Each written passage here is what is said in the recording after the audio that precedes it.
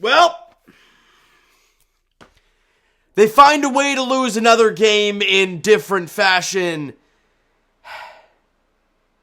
as they lose 122 to 112 to the Los Angeles Lakers. No LeBron James for the Lakers. And the Raptors hold Anthony Davis to 8 points, 9 rebounds, and 4 assists. Yet they lose by 10. Finding different ways to stink. And it's just so incredible. I'm not going to sit here and get angry. Why? Because we've seen it all year. They've done it all season long. They give you a sliver of hope, and they take it away so damn fast. First off, in the first half, the Raptors defensively were flat out terrible. They were lucky the offense wasn't abysmal. They were down by 8 after the first half. They were down 70 to 62 at the end of the first half. They lost 70. Meanwhile, Anthony Davis hasn't done a whole lot in the first half. You don't have LeBron. Who else did they not have in the game? Nobody really crazy. But then, this is the part that gets me just absolutely in spin cycles. The Raptors go out there in the third quarter and arguably play one of their best quarters we've seen in a very long time. Defensively, incredible. Offense, ball moving. OG making shots all over the place. Brilliant stuff in the third quarter. You win it by 13. You only allow 15 points. You score 28, and the Raptors are up. Now, you could tell by the end of the third quarter, the offense is starting to slow down a bit, but you were still up by, 5 or 6 heading into the fourth. And then in the fourth, the Raptors were like, forget defense. We allow 15 in the third quarter. We'll allow 37 in the fourth. How your defense can go from being so good to so bad so fast is incredible. It's incredible. Now, do you credit that to the bench of the Lakers absolutely making the Raptors bench look like peewee basketball players? Because that's what it looked like today. The starters didn't get the job done for the Lakers tonight. Anthony Davis, minus 11. Malik Beasley, minus 21 while he was on the floor. Yeah, sure, D'Angelo Russell, plus 4. Vanderbilt, minus 10. Brown was a minus 10. And the Raptors starting unit. Pirtle, plus 5. Fred plus 5, Scotty plus 5, Pascal plus 9, OG plus 7. You're thinking everything's going to be okay. But here's their bench scoring. You had Dennis Schroeder had 23. Austin Reeves, who was outstanding, he had 18.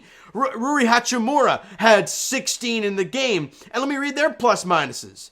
Dennis Schroeder was plus 32. Austin Reeves was a plus 26. Rui was a plus 21. And when Gabriel even, who played 15 minutes, was a plus 19. Let me read you the Raptors bench from tonight's game.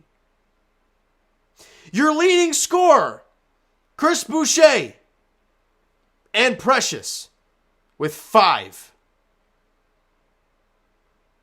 And then you had 2 for, it was Will Barton had 5, and Precious had 5. Chris Boucher had 2. That is all for your bench scoring. You had 12 bench points. Gary was awful. He didn't have a single point tonight. He was 0 of 9 from the field, 0 of 3 from 3. And by the way, he was a minus 27. Will Barton, minus 18. Chris Boucher, minus 17. Precious, minus 10. And just to add to it, in 4 minutes, Thad Young was a minus 9. This is why the starters play so many minutes. I was saying I was going to get angry. Here we are. This is why Nick Nurse has to do it. Because you play your bench, you get slaughtered. And the Raptors' record is now, what are they now? 32 and 36 now on the season. Somehow they're still in the 9 hole because the Wizards lose again. But it doesn't mean a damn thing. You have nights like OG. Dude started the game 11 of 11 from the field. Ends the game with 31 points, 2 boards, 1 dime, shot 12 of 14, was 3 of 3 from the line, 4 of 6 from 3, had 5 steals in the game.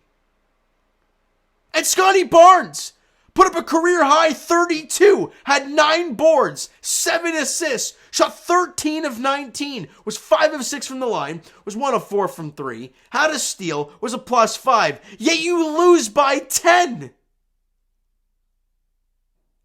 Those two guys were outstanding, but just about everybody else was terrible.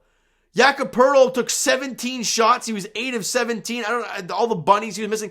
Then at one point in the fourth quarter, he took a one-handed push shot from the free throw line, and it was way long. It was just really ugly. Yeah, he had a tough, 17, 10, and 4. Can't go wrong with that. Shot nearly 50%. But for a guy like Jakob, who on the season shoots 72% from the field, yeah, it's definitely a big down night for him. 3 steals and a block, not terrible. Fred VanVleet, look, he had 10 dimes in the game. 8 point. A lot of those dimes were probably early in the game, though, when they were making shots. Raptors, didn't they score like 35 in the first? Yeah, 35 in the first quarter. Ball was moving like crazy. Isn't it remarkable when you don't play iso ball and the ball hums? The Raptors' first 9 field goal attempts, or field goal makes, were on, 10.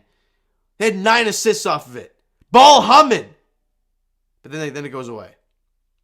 Fred VanVleet, 8 points, 4 boards, 10 assists, shot 3 of 9, was 2 of 6 from 3, 3 steals in the game. Fred played 36 minutes and took 9 shots.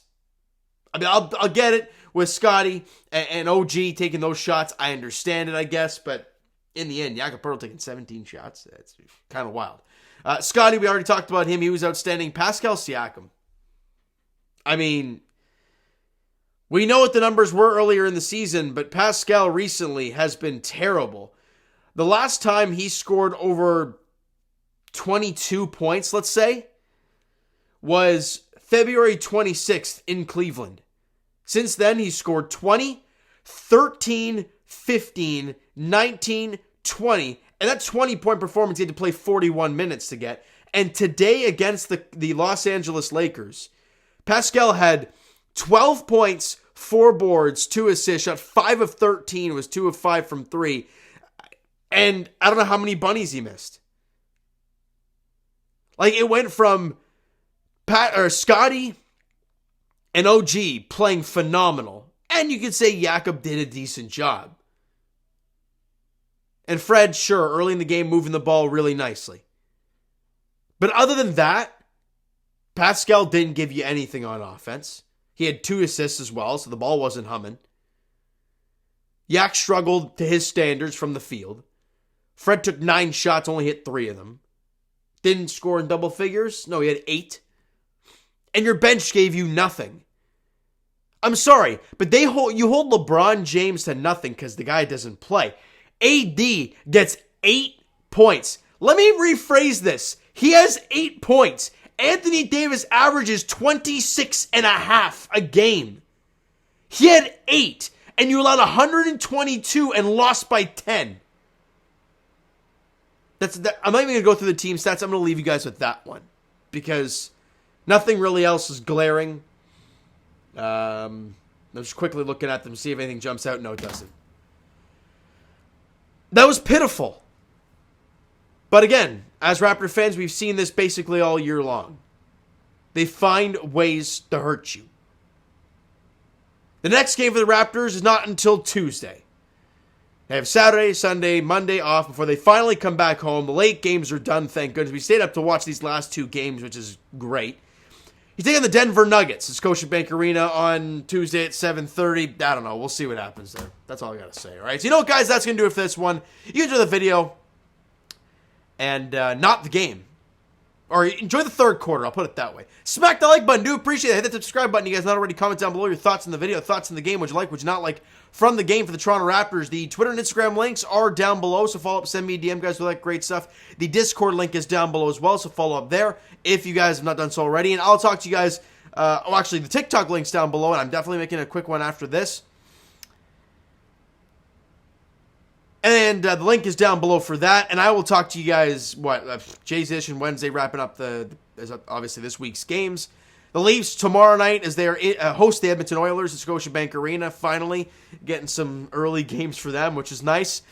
And as for the Raptors, like I said, they're back at home on Tuesday as they host the Denver Nuggets at 7:30. Thank you guys so much for listening and watching. I hope you enjoyed the video and not the game tonight. We'll talk to you guys then.